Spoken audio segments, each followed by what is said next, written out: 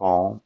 hmm I got an email yesterday and it said Class A felony kidnapping. Those under the age of 14 because of false and fraudulent court orders requires bail.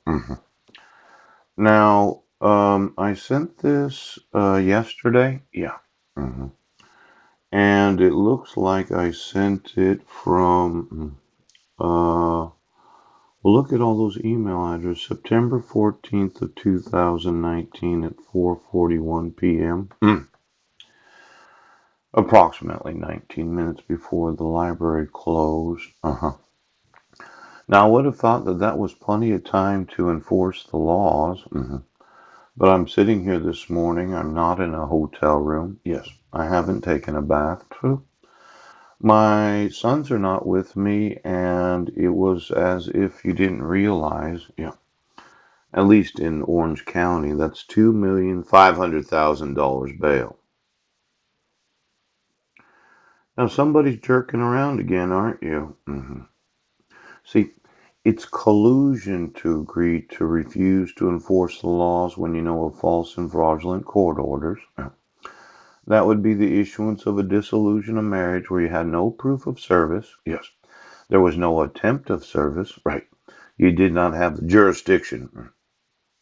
And you didn't attempt to serve me after you issued the dissolution of marriage. Yeah. These are known as false and fraudulent court orders where you issue a dissolution of marriage. Yes. The petitioner didn't sign it. You didn't give me any actual due process. You used a forgery of the ex officio superior court clerk. Yes. Quite possibly a forgery of the court commissioner. Yeah. And then you served me in the Squim Public Library by an individual that is not an actual sheriff right now. Yeah. False and fraudulent court orders where you served somebody other than myself after you had served me. Now, when you really think about all the court orders that have been issued since July 2nd of 2011, pretty much all of them have been false and fraudulent. The first arrest that took place was based upon the false police report of domestic violence and child abuse. This is a real kidnapping where the 5 minors named were kidnapped before the age of 14.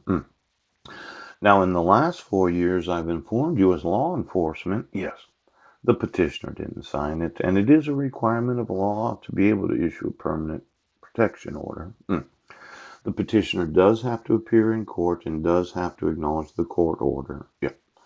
You do not have any discretion about the issuance of permanent court orders.